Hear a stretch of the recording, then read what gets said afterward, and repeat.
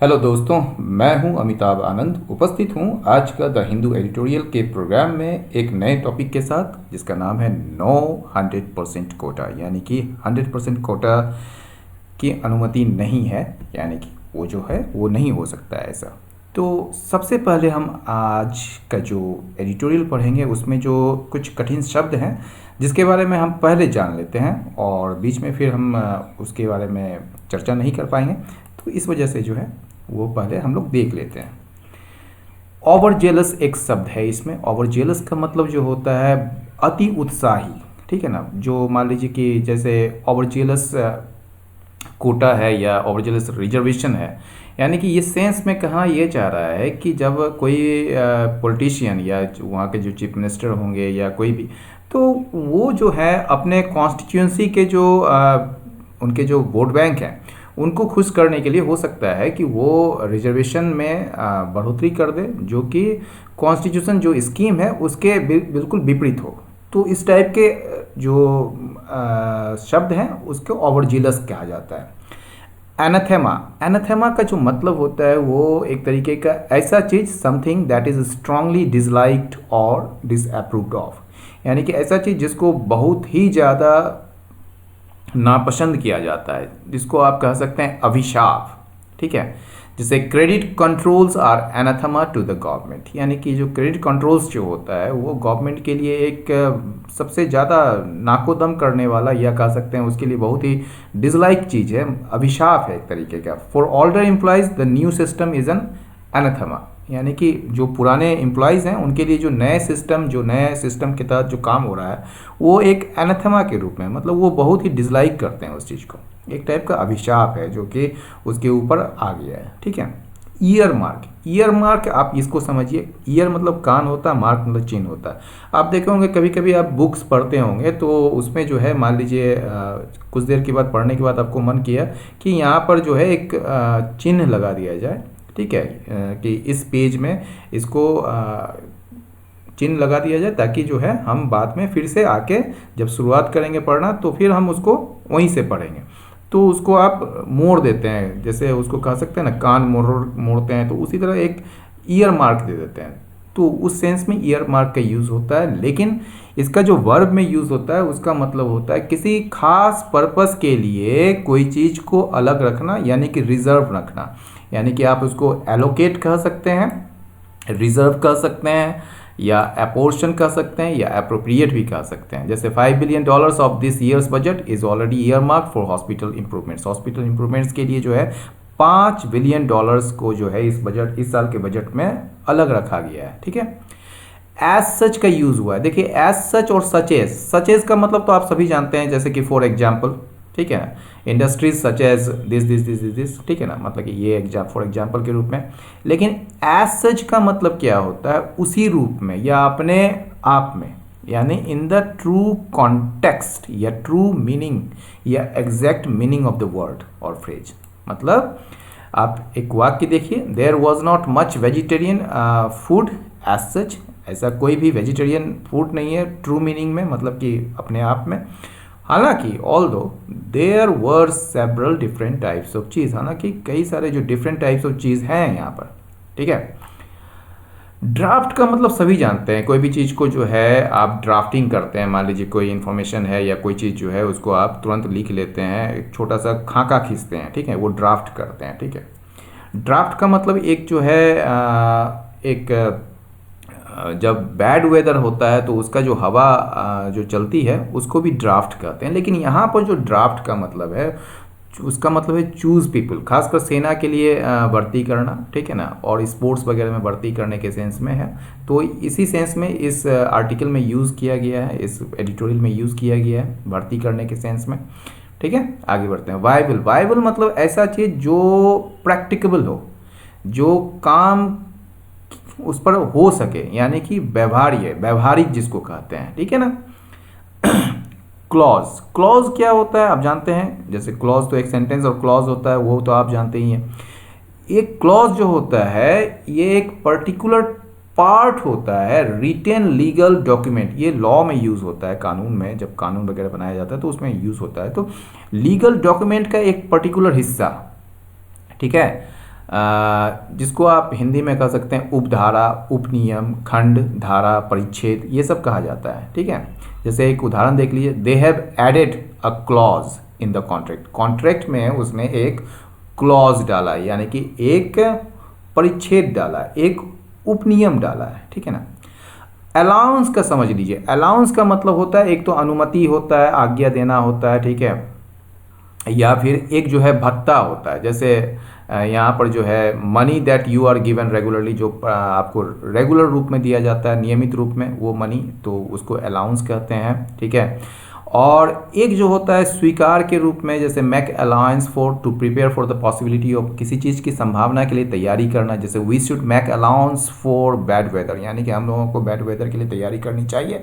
And have plenty of umbrellas available, और हमारे पास प्रचुर रूप से अम्ब्रेला होनी चाहिए उपलब्धता में। ठीक है, अलाउंस फिर एक चीज़ जो है उसका मतलब होता है टू मेक अलाउंसेस फॉर, उसका मतलब छूट या आज्ञा या कमी, यानी कि आप उसके बारे में ऐसा चीज़, यानी कि to think about their characteristic, उसके चरित्र के बारे में सोचना, मतलब उसके, and not just them to severely, और उसको बहुत ही ज़्यादा गंभीर रूप से या बहुत ही ज़्यादा कड़े रूप से जो है उसको जज नहीं करना। जैसे एक उदाहरण के रूप में आप जल्दी समझ जाइएगा, you should make allowances for him, मतलब उनको आप जो है उसको जरा सा छूट देनी चाहिए उसको आपको।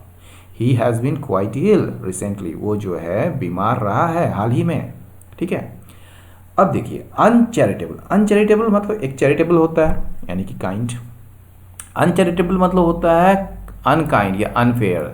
ठीक है, जिसको आप मतलब कि मैलिवोलेंट भी कह सकते हैं। The uncharitable explanation is that she is too afraid to ask. ठीक है ना, ये अनचैरिटेबल हो गया, अनकाइंड हो गया।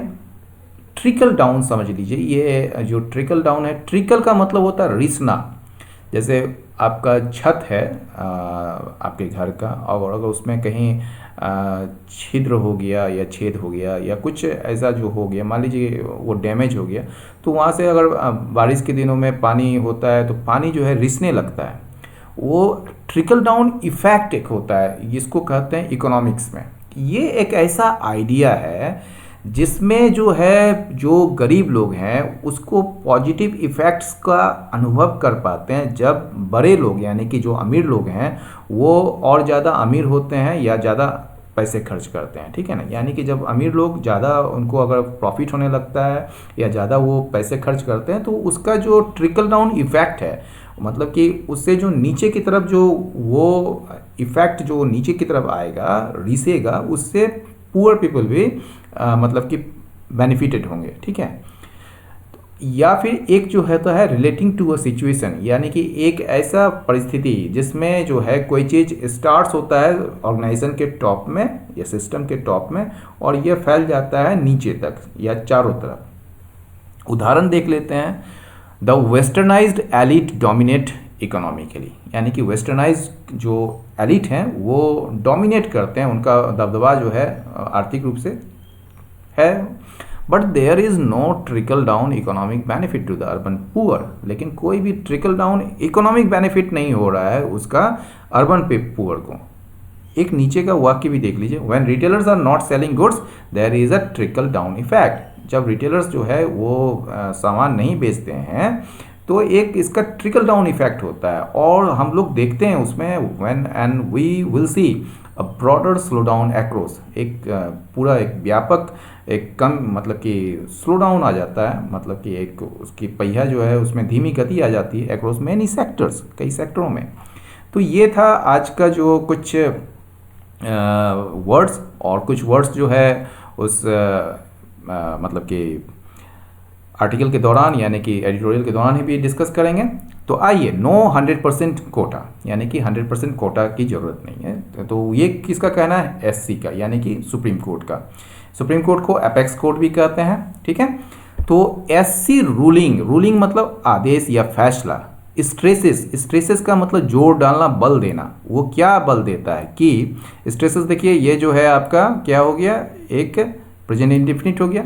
एससी रूलिंग जो है स्ट्रेस करती है, बल देती है किस पर? Over zealous reservation tends to affect rights of other communities. अब इसको पढ़िए ऐसे, स्ट्रेसेस, एससी रूलिंग, एससी का जो फैसला है वो बल देती है किस पर, कि ये जो है क्लॉज शुरू हो गया, दैट से क्लॉज शुरू होता है, दैट ओवरजिलस रिजर्वेशन जो है उसकी जो प्रवृत्ति है, जो टेंडेंसी है, ठीक है ना, वो क्या करने का है, वो जो दूसरे अन्य कम्युनिटीज़ हैं, जो समुदाय हैं, उनके अधिकारों को भी प्रभावित करती है। ठीक है, आगे बढ़ते हैं।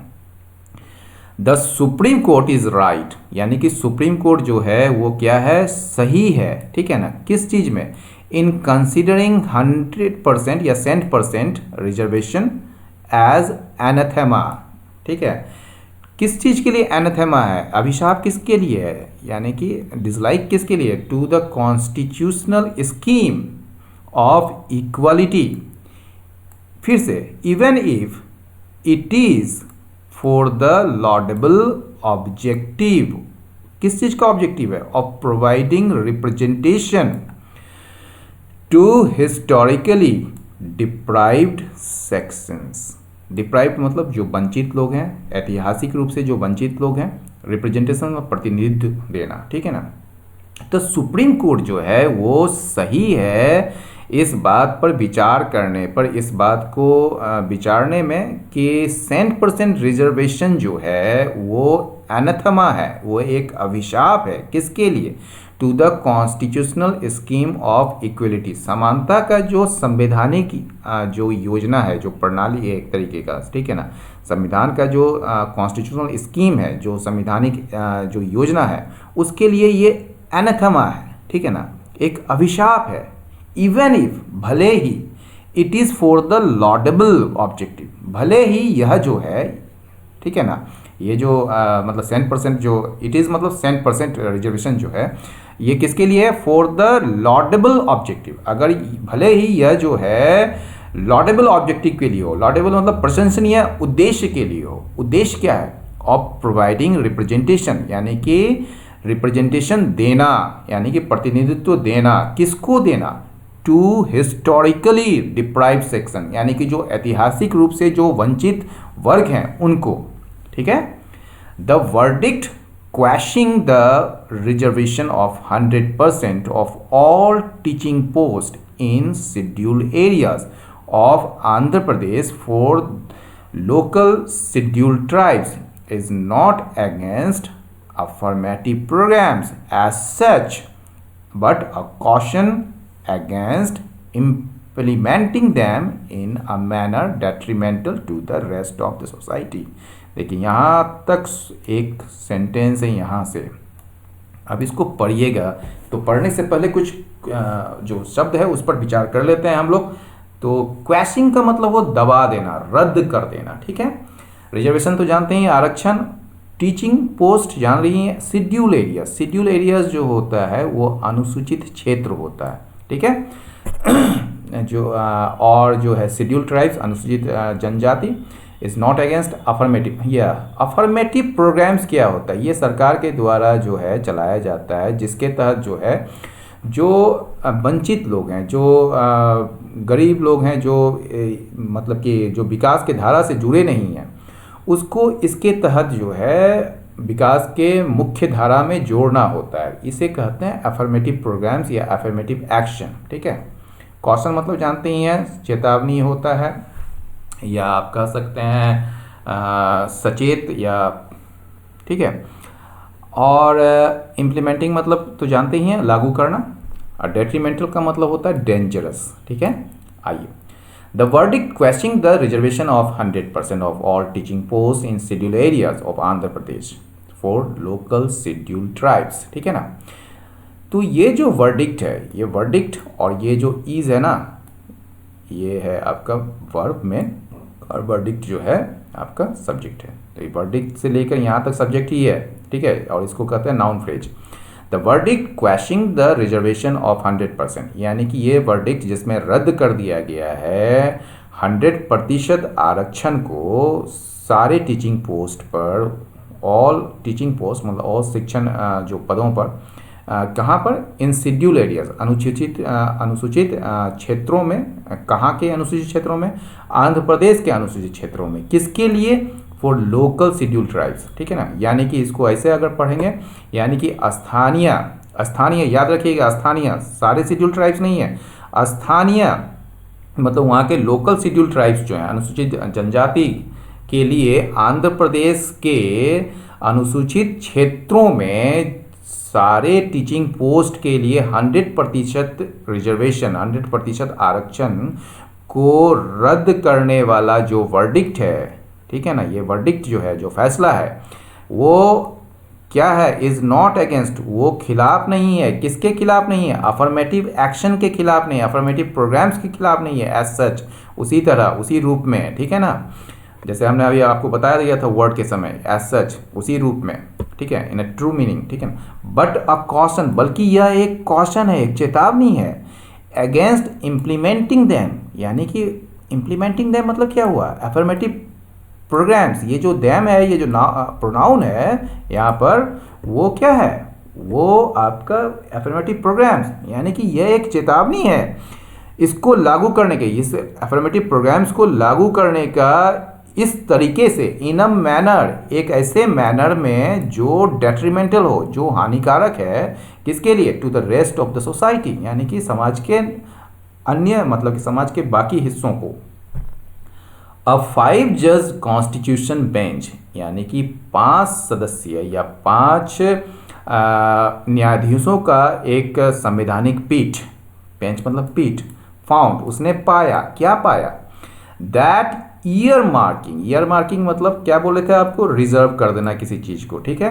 तो that year marking teacher post in areas notified under the 5th schedule of the constitution adversely affected the interest of the other candidates, not only from scheduled caste and other backward communities but also other ST communities not native to those areas. यहाँ तक ये पूरा वाक्य है भैया। तो यहाँ कहा क्या रहा है, ये जो ऑफ कोर्स, सॉरी यहाँ पर जो है ऊपर वाला ये है या ये जो यहाँ से लेकर 5 जज बेंच कॉन्स्टिट्यूशन, ठीक है ना, ये जो यहाँ से, यानी कि 5 जजों का जो एक संवैधानिक पीठ है जो है, उसने पाया, क्या पाया, कि दैट कि ईयर मार्किंग, ईयर मार्किंग जो है यहाँ पर क्या है, आपका जिरंड है, ठीक है ना, जिरंड यानी कि वर्ब और नाउन का जो ये होता है। तो ईयर मार्किंग टीचर्स पोस्ट इन एरियाज, ठीक है ना। अब देखिए इसको ऐसे ही पढ़िएगा आप, ईयर मार्किंग टीचर पोस्ट इन एरियाज नोटिफाइड, ये नोटिफाइड है, यहाँ पर रुक जाइएगा, areas notified under the 5th schedule of the constitution, यहाँ तक एक हो गया। फिर यहाँ पर जो है, ये जो है दूसरा मतलब कि शुरू हो रहा है यहाँ से, मतलब कि जरा सा पॉज लेके यहाँ से फिर से पढ़िएगा, यानी कि ये फिर ये देखिए नोटिफाइड जो है वो एक्चुअली क्लॉज है, एडजेक्टिवल क्लॉज है, या आप कह सकते हैं कि ये पार्टिसिपल है, पास्ट पार्टिसिपल, जो कि एडजेक्टिव का काम कर रहा है, वो एरियाज के लिए आ रहा है। तो ठीक है, तो ये जो 5 जज कॉन्स्टिट्यूशन बेंच जो है उसने पाया, उसने क्या पाया, कि that year marking teacher post in areas, यानी कि टीचर के पोस्ट को ईयर मार्क करना, रिजर्व करना उन क्षेत्रों में जिन्हें मतलब कि नोटिफाई किया गया है, यानी कि अधिसूचित किया गया है। अधिसूचित समझते हैं, नोटिफाई समझते हैं, यानी कि सूचना देना, उसको अधिसूचित करना, ठीक है। तो notified under the 5th schedule of the constitution, यानी कि संविधान के जो 5वीं अनुसूची है उसके तहत इसको अधिसूचित किया गया, उसको नोटिफाई किया गया, ठीक है ना। और यह जो है ईयर मार्किंग टीचर पोस्ट जो है, ठीक है ना, ईयर मार्किंग जो है आपका मेन सब्जेक्ट हो गया यहाँ पर, मतलब यहाँ इस क्लॉज का याद रखिएगा, मेन ये जो है यहाँ से यहाँ तक जो है ये आपका मेन वर्ब है, ये फाउंड। लेकिन इसके बाद जो क्लॉज हो रहा है, क्लॉज का जो मेन ये कह सकते हैं आप क्या कहते हैं सब्जेक्ट जो कह सकते हैं वो ईयर मार्किंग है। और यहाँ पर जो एडवर्सली अफेक्टेड जो है उसका ये क्या है आपका एक तरीके से क्लॉज का जो है ये मेन वर्ब है, ठीक है ना। तो that year marking teacher post, यानी कि टीचर पोस्ट को रिजर्व कर लेना उन क्षेत्रों में जो कि नोटिफाइड है, जो कि अधिसूचित है कॉन्स्टिट्यूशन के यानी संविधान के 5वें अनुसूची के तहत। और यह जो रिजर्व करने का जो कार्य है यह एडवर्सली मतलब प्रतिकूल तरीके से, प्रतिकूल समझते हैं जो सही नहीं है, जो प्रतिकूल तरीके से प्रभावित किया है किस चीज़ को, द इंटरेस्ट मतलब हित of other candidates. Other candidates मतलब कि उम्मीदवारों का जो अन्य कैंडिडेट हैं, ठीक है ना, उनके इंटरेस्ट को, उनके हित को प्रभावित किया है। जो कैंडिडेट्स न केवल शेड्यूल कास्ट से हैं यानी कि अनुसूचित जाति से हैं और अन्य पिछड़े वर्ग से हैं, अन्य पिछड़े समुदाय से हैं, बल्कि वे भी जो अन्य एसटी कम्युनिटीज हैं यानी कि अनुसूचित जनजाति कम्युनिटीज से हैं, बट ऑल्सो बल्कि यह भी जो अन्य मतलब कि वो नहीं जो उस एरिया में है तो है ही, लेकिन उसके अलावा जो दूसरे एरिया से एसटी आ रहे हैं, ठीक है ना, उनके लिए भी ये जो है मतलब कि एडवर्सली अफेक्ट किया है उनके हितों को। जो नेटिव नहीं है यानी कि नेटिव नहीं है ना कि मतलब वो वहाँ के मूल निवासी नहीं है उस क्षेत्र के, टू दोज एरियाज, ठीक है। तो इस सेंस में इसका यूज हो रहा है। ओके, ऑफ कोर्स निश्चित रूप से what the state government did, निश्चित रूप से जो स्टेट गवर्नमेंट ने जो किया था, ठीक है, what state government did in its original orders of 1986 and thereafter in a subsequent order in 2000 was not without its rationale। rational का मतलब आप जानते हैं, पहले भी हम लोग चर्चा कर चुके हैं। rational का मतलब होता है मूल कारण, मतलब किसी भी कारण के पीछे छुपा हुआ जो औचित्य है, ठीक है, वो होता है rational। और एक rational होता है जो मतलब तर्कपूर्ण बुद्धिमत्ता, वो NAL होता है। तो रैशनल आर्ग्यूमेंट जैसे होता है, ठीक है। तो यहाँ जो है ये रैशनल जो है यहाँ पर ये नाउन है और NAL जो होता है वो एडजेक्टिव होता है। तो यहाँ आप देखिए, ऑफ कोर्स निश्चित रूप से व्हाट जो भी मतलब जो स्टेट गवर्नमेंट ने जो किया, what the state government did in its original orders of 1986, जो 1986 के अपने ओरिजिनल ऑर्डर्स, अपने ओरिजिनल आदेश में जो उसने किया था, और उसके बाद के आदेश में 2000 में, ठीक है ना, 2000 के बाद के आदेश में किया था, वो जो था उसके पीछे जो था बिना कोई मतलब कि उसके भी एक तर्क थे, उसका भी एक मूल कारण था, उसका भी अपना एक मूल कारण था। यानी कि वॉज नॉट विदाउट, मतलब नॉट विदाउट का मतलब क्या हुआ, विथ मतलब कि ये नॉट भी आपका नेगेटिव है और विदाउट भी नेगेटिव है। तो नॉट विदाउट मतलब ये एक कह सकते हैं किसी भी सेंटेंस को ज़्यादा इम्फेटिक बनाने के लिए दो नेगेटिव यूज़ किया जाता है। तो was not without its on rational, इसके पीछे जो है अपने तर्क थे, उसके अपने रैशनल थे, अपने मूल कारण थे। वो क्या कारण था, इट फाउंड, यानी इट कौन, स्टेट गवर्नमेंट, ठीक है, it found that there was chronic absenteeism. Absenteeism मतलब क्या हुआ, अनुपस्थिति, ठीक है। और क्रॉनिक मतलब अस्थाई, जैसे क्रॉनिक डिजीज होता है, नहीं, क्रॉनिक डिजीज, क्रॉनिक कैंसर, तो क्रॉनिक मतलब अस्थाई, जो एकदम पुराना, ठीक है ना। तो देयर वाज, इट फाउंड, इसने पाया, सरकार ने पाया, राज्य सरकार ने, कि एक बहुत ही पुराना, एक बहुत ही अस्थाई एब्सेंटिज्म है, यानी कि वहाँ पर अनुपस्थित लोग रहते हैं, अमंग टीचर्स, यानी कि टीचर्स में जो है एब्सेंटिज्म जो है पाया जा रहा है। who did not belong to those remote areas, वो टीचर्स में एब्सेंटिज्म पाया जा रहा है जो बिलोंग नहीं करते हैं, जो आते नहीं हैं, कहाँ से, उन रिमोट एरिया से, उन दूरस्थ क्षेत्रों से, मतलब जिनकी बात की जा रही है, जो अनुसूचित क्षेत्र होते हैं, ठीक है, जिसको नोटिफाई किया गया है कॉन्स्टिट्यूशन के मतलब कि इसमें शेड्यूल एरियाज में, ठीक है। तो ये जो है वो जो है मतलब कि वो टीचर्स जो रिमोट एरिया से नहीं आते हैं, यानी कि दूरस्थ क्षेत्रों से नहीं आते, जिनके टीचरों को वहाँ बहाली की जाती है, मान लीजिए वो बाहर से आते हैं, तो उसमें जो है बहुत सारे एब्सेंटिज्म देखे गए हैं, ठीक है। Where the schools were located in remote areas में, जहाँ पर कि स्कूल्स स्थित है, लोकेटेड है, राइट। हाउएवर, हालांकि its solution of drafting only members, हमने ड्राफ्टिंग का भी चर्चा किया, ड्राफ्टिंग मतलब भर्ती करना, तो हालांकि इसका जो सॉल्यूशन है, जो समाधान है, किस चीज़ का समाधान, of drafting only members of the local tribes, यानी कि भर्ती करना केवल उन सदस्यों को जो वहाँ के लोकल ट्राइब्स के ही सदस्यों को, मतलब जो स्थानीय ट्राइब्स हैं, जो जनजाति हैं, उन्हीं के केवल सदस्यों को भर्ती करने का जो सॉल्यूशन है, जो समाधान है, was not a viable solution, वो व्यवहारिक सॉल्यूशन नहीं है, was not a practical solution नहीं है।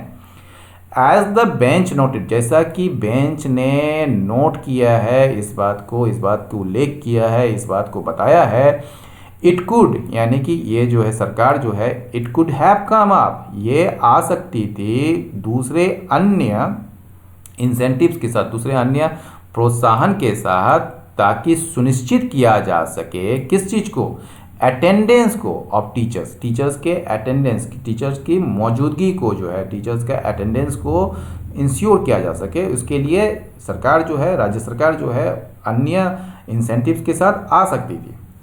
अनदर एस्पेक्ट, जो अन्य पहलू है जिसको कि कोर्ट ने विचार किया है, टुक इनटू अकाउंट, मतलब जिस पर विचार किया है, वो क्या है, वो पहलू है, was that Andhra Pradesh has a local area system of recruitment to public services, यानी कि पब्लिक सर्विसेज यानी कि लोक सेवाओं के लिए आंध्र प्रदेश में जो है वो एक स्थानीय क्षेत्र प्रणाली है। किसके लिए, भर्ती के लिए, यानी कि उसमें रिक्रूटमेंट जब भी करते हैं तो आंध्र प्रदेश में क्या है, एक लोकल एरिया सिस्टम बना हुआ है पब्लिक सर्विसेज के लिए, ठीक है ना। पब्लिक सर्विसेज के लिए जब आप रिक्रूटमेंट करते हैं, यानी कि पब्लिक सर्विसेज समझ ही रहे हैं, लोक सेवाओं के लिए जो जब आप रिक्रूटमेंट करते हैं तो उसके लिए आंध्र प्रदेश में लोकल एरिया सिस्टम पहले से ही बना हुआ है। द प्रेसिडेंट अंडर आर्टिकल 371, यानी कि जो राष्ट्रपति हैं आर्टिकल यानी कि अनुच्छेद 371D के तहत उन्होंने जारी किया है, इशूड ऑर्डर्स, आदेश जारी किया है। क्या आदेश जारी किया है कि कोई भी जो रेसिडेंट होता है, रेसिडेंट ऑफ अ डिस्ट्रिक्ट और जोन, यानी कि किसी भी डिस्ट्रिक्ट का, एक डिस्ट्रिक्ट का या किसी जोन का जो एक रेसिडेंट होता है, जो निवासी होता है, कैनॉट अप्लाई, वो आवेदन नहीं कर सकता है to another district zone for appointment, appointment के लिए जो है दूसरे अन्य डिस्ट्रिक्ट या जोन में आवेदन के लिए वो अप्लाई नहीं कर सकता है, आवेदन नहीं कर सकता है।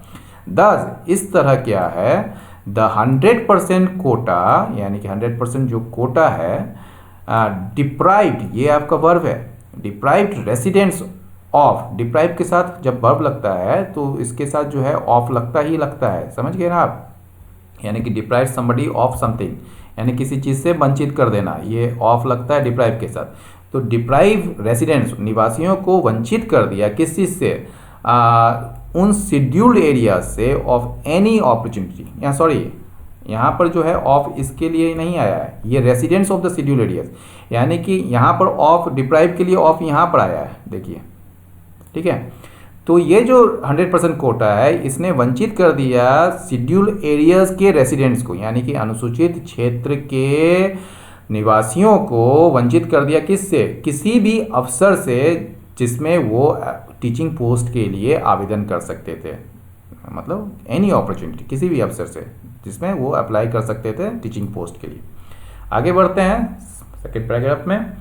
अफर्मेटिव एक्शन या affirmative program loses its meaning if it does not leave the door slightly ajar for open competition, यानी कि अफर्मेटिव एक्शन का जो, ठीक है ना, वो अपने मीनिंग खो देता है, मतलब उसका अर्थ बिल्कुल नहीं रह जाता है, मतलब अर्थ खो देता है यदि यह जो है ये अपने डोर को, ये अपने दरवाजे को स्लाइटली अजार, ये अगर अपने दरवाजे को कुछ हद तक, मतलब कि अजार मतलब कि कुछ हद तक, पूरी तरह से नहीं, कुछ हद तक खुला छोड़ना, ठीक है ना। तो लीव द डोर स्लाइटली अजार, ठीक है ना, मतलब कि कुछ हद तक जो है उसको खुला अगर नहीं छोड़ देते हैं, किसके लिए, ओपन कंपटीशन के लिए, तो अफर्मेटिव एक्शन का कोई मतलब ही नहीं रह जाता है। तो affirmative action loses its meaning if it does not leave the door slightly ajar for open competition, ठीक है। ये अजार जो है आपका एडवर्ब है, ठीक है। Doctor B R Ambedkar observe, doctor B R Ambedkar ने यह कहा था ड्यूरिंग द डिबेट, मतलब एक बहस के दौरान, बहस किस चीज़ में चल रही थी, in the constituent assembly, constituent मतलब संविधानिक संविधान सभा में चल रही थी, किस चीज़ को किस चीज़ पर, इक्वलिटी क्लॉज को, मतलब समानता के जो उपनियम जो उपधारा हैं उस पर जो है एक डिबेट चल रही थी कॉन्स्टिट्यूएंट असेंबली में। उसके दौरान डॉक्टर अंबेडकर ने ऑब्जर्व किया था, मतलब कहा था, क्या कहा था, दैट एनी रिजर्वेशन, कोई भी रिजर्वेशन जो है normally ought to be for a minority of seats, वो जो है सामान्य रूप से जो है होना चाहिए, आउट टू बी मतलब होना चाहिए for a minority of seats. मान लीजिए सीट्स जो हैं हंड्रेड्स निकले तो हंड्रेड्स में जो है 20, ज़्यादा से ज़्यादा 30, ठीक है, तो वो माइनॉरिटी है, तो 70 या 80 जो है वो मेजॉरिटी है, तो केवल जो है वो माइनॉरिटी ऑफ सीट्स के लिए होना चाहिए, न कि वो मेजॉरिटी ऑफ सीट्स के लिए, ठीक है। तो any reservation normally ought to be for a minority of seats.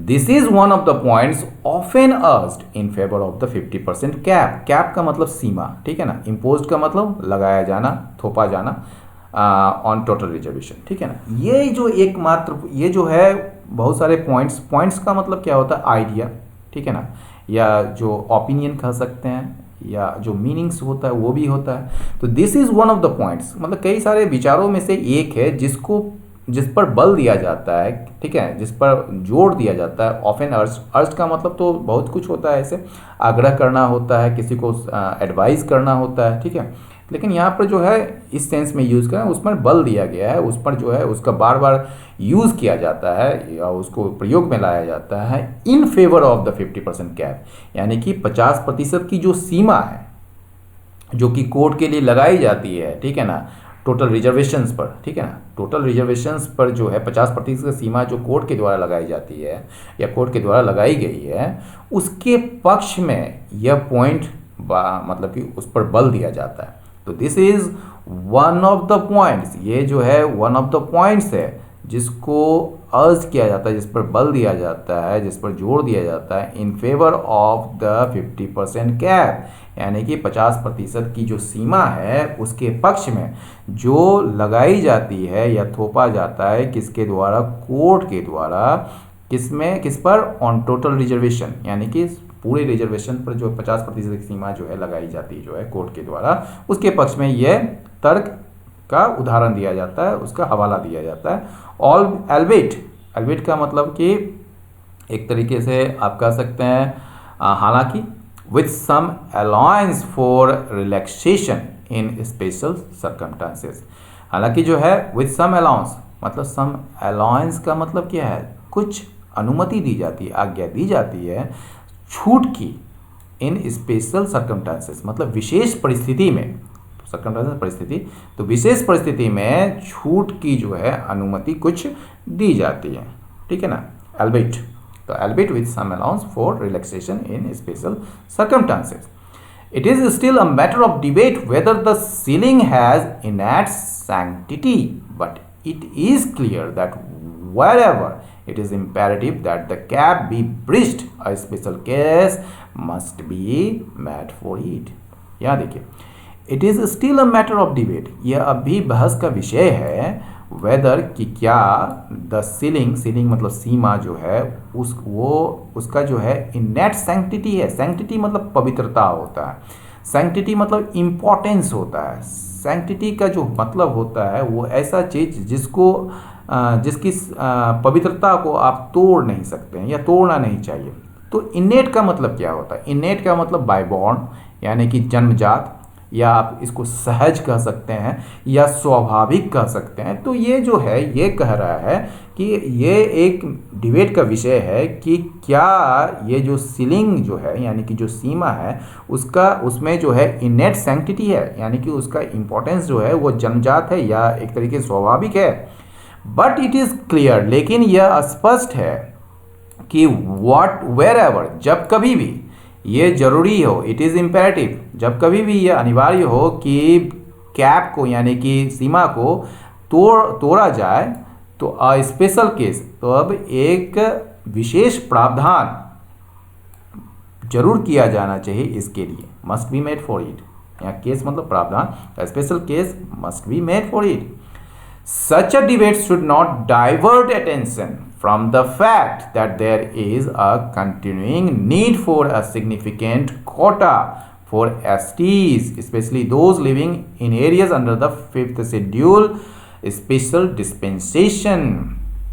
ठीक है, यानी कि इस टाइप का जो डिबेट है, सच है मतलब फॉर एग्जांपल इस टाइप का जो डिबेट है, ठीक है ना, इस टाइप का जो डिबेट है, जो बहस है, शुड नॉट डाइवर्ट अटेंशन, ये ध्यान नहीं भटकाना चाहिए इस टाइप के डिबेट्स से, उस वास्तविकता से जो ध्यान नहीं भटकाना चाहिए या उससे अलग नहीं करना चाहिए कि there is a continuing need, कि एक लगातार जो है ज़रूरत है किस चीज़ का, for a significant quota. Significant मतलब अच्छा खासा कह सकते हैं आप उसको, या फिर आप उसको कह सकते हैं महत्वपूर्ण एक तरीके से। तो सिग्निफिकेंट कोटा का जो है वो लगातार जरूरी है, ठीक है। स्पेस कोटा फॉर एसटीज, यानी कि शेड्यूल ट्राइब्स के लिए, शेड्यूल ट्राइब्स के लिए जो है स्पेशल कोटा का जो है जरूरी, ठीक है ना, लगातार जरूरी है। और ये फैक्ट है, स्पेशली खास करके दोज वे एसटी, दोज मतलब एसटीज, वे एसटीज जो रहते आ रहे हैं कहाँ पर, उन क्षेत्रों में जो 5th schedule of special dispensation. Dispensation का मतलब क्या होता है? डिस्पेंसेशन का मतलब बहुत सारा होता है। एक तो परमिशन होता है, स्पेशल परमिशन, खास करके रिलीजियस लीडर से होता है कि वो कुछ करे या ना करे, ठीक है। और एक होता है एक्ट और प्रोसेस ऑफ प्रोवाइडिंग समथिंग, यानी कि जैसे कोई चीज़ को देना, जैसे डिस्पेंसेशन ऑफ जस्टिस, ठीक है ना, तो वो होता है। या फिर एक जो होता है पॉलिटिकल या रिलीजियस सिस्टम होता है, ठीक है ना। तो यहाँ पर जो है पॉलिटिकल सिस्टम हुआ है एक तरीके का, यहाँ पर स्पेशल डिस्पेंसेशन है, एक सिस्टम है, ठीक है। तो ये जो 5th शेड्यूल का जो स्पेशल डिस्पेंसेशन है, यानी कि ये जो 5वीं अनुसूची जो है, उसका जो विशेष जो एक प्रावधान है, एक योजना है, उसके तहत जो क्षेत्र हैं उसमें रहने वाले जो एसटीज हैं, खास करके उनके लिए, ठीक है, जो सिग्निफिकेंट कोटा की जो ज़रूरत है, कंटिन्यूइंग ज़रूरत मतलब कि लगातार ज़रूरत जो है, वो एक फैक्ट है। और उससे जो है ये डिबेट जो है आपको डाइवर्ट नहीं करना चाहिए अटेंशन को, ठीक है ना। तो such a debate should not divert attention from the fact, उस फैक्ट से दैट देयर इज़, कि यह जो है एक लगातार ज़रूरत है, किसके लिए, फॉर अ सिग्निफिकेंट कोटा के लिए। किसके लिए? तो फॉर एसटीज, ये कोटा किसके लिए है? एसटीज के लिए। खास करके वो STs those living in areas, जो उस क्षेत्र में रहते हैं जो कि स्पेशल डिस्पेंसेशन के तहत, यानी कि विशेष प्रावधान के तहत जो है, विशेष योजना के तहत, विशेष सिस्टम के तहत, 5th शेड्यूल के तहत आते हैं। इन दिस बैकड्रॉप का मतलब पृष्ठभूमि, ठीक है ना, या बैकग्राउंड। तो इस पृष्ठभूमि के में इट इज़ समवॉट डिसअपॉइंटिंग, यह कुछ हद तक डिसअपॉइंटिंग है, निराशाजनक है, that courts tend to record obiter dicta, यानी कि कोर्ट जो है, यानी कि न्यायालय जो है, वो क्या करती है, ऑबिटर डिक्टा। ऑबिटर डिक्टा मतलब क्या होता है? मतलब कि एक तरीके के ऐसा, डिक्टा का मतलब देखिए, ऑबिटर और डिक्टा ये दो शब्द हैं, ठीक है। तो ऑबिटर डिक्टा का मतलब होता है आनुषंगिक, जो एक तरीके का कथन है, मतलब कि मेन कथन नहीं है, ठीक है। मेन कथन वो अलग होता है, और ये जो है आपका क्या कहेंगे आप उसको, एक तरीके से जैसे आप ऑबिटर यानी कि वो कह सकते हैं मेन चीज़ से अलग हटकर, ठीक है। तो मेन चीज़ से अलग हटकर उसको क्या कहते हैं, जैसे और मतलब कि और बातों के अलावा कह सकते हैं, या फिर आप कह सकते हैं उसको एक तरीके से अतिरिक्त, ठीक है।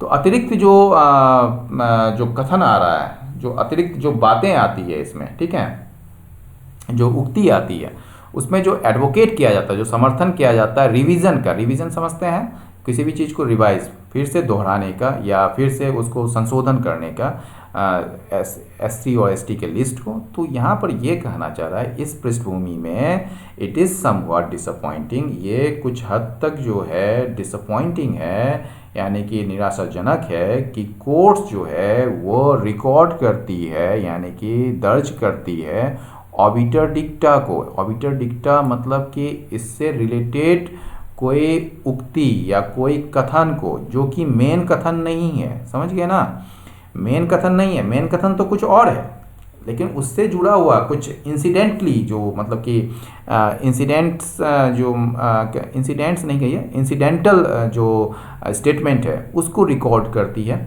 जिसमें एडवोकेट किया जाता है, जिसमें समर्थन किया जाता है उसका किस चीज़ का, रिवीजन का, मतलब संशोधित करने का, किस चीज़ को, of the list of SC and ST, यानी कि SC और ST के जो लिस्ट है, सूची है, उसको रिवीजन करने को समर्थन किया जाता है ऑबिटर डिक्टा में। While the power to amend the list, हालांकि जो शक्ति है, जो पावर है इस लिस्ट को अमेंड करने की, ठीक है ना, मतलब संशोधित करने की, नोटिफाइड बाय द प्रेसिडेंट, जो लिस्ट मतलब कि अधिसूचित की गई है प्रेसिडेंट के द्वारा, इज़ नॉट इन डिस्प्यूट, वो जो है विवाद में नहीं है, ठीक है ना। इट इज़ समवट अनचैरिटेबल, ये जो है कुछ हद तक अनकाइंड है, अनफेयर है यह कहना, ठीक है ना, कि एडवांस्ड और एफ्लुएंट, यानी कि जो एडवांस्ड सेक्शन है या और जो एफ्लुएंट, जो बड़े लोग हैं SC और ST कम्युनिटीज़ में, ठीक है ना, within SC and STs are cornering all benefits. देखिए, कॉर्नरिंग ऑल बेनिफिट्स या कॉर्नर द मार्केट, ये जो मतलब होता है, उसका मतलब होता है कि वो सारे चीज़ को जो है हथिया लेते हैं, और जिससे जो है अगला कोई जो दूसरा लोग हैं उस पर वो उसको बेनिफिट नहीं मिलता है, ठीक है ना। तो कॉर्नर ऑल बेनिफिट्स मतलब कि वो सारे चीज़ हथिया लेते हैं, उस पर अधिकार जमा लेते हैं, ठीक है ना। तो ये कहने का ये है, इट इज़ समवॉट अनचैरिटेबल, ये कुछ हद तक अनचैरिटेबल है, अनफेयर है यह कहना कि एडवांस्ड और एफ्लुएंट सेक्शंस जो है SC और ST में, ठीक है ना, वो क्या कर रहे हैं, वो हथिया रहे हैं या अधिकार जमा रहे हैं सारे बेनिफिट्स पर, एंड डू नॉट परमिट, और वो परमिट नहीं करते हैं एनी ट्रिकल डाउन, यानी कि जो ऊपर में जो चीज़ को जिसके लिए बनाया गया बेनिफिट के लिए, वो चीज़ नीचे की तरफ नहीं आए, तो उसको परमिट नहीं करते हैं, उसको अनुमति नहीं देते हैं। Indian society is still some distance from reaching that point, यानी कि भारत का जो समाज है उस पॉइंट में पहुंचने से अभी भी दूरी है, उसकी अभी भी वो दूर है। तो दोस्तों, आज का ये प्रोग्राम कैसा लगा, आप लाइक करें, शेयर करें और सब्सक्राइब करें, और बेल आइकन दबाना बिल्कुल ना भूलें। बहुत बहुत धन्यवाद, नमस्कार।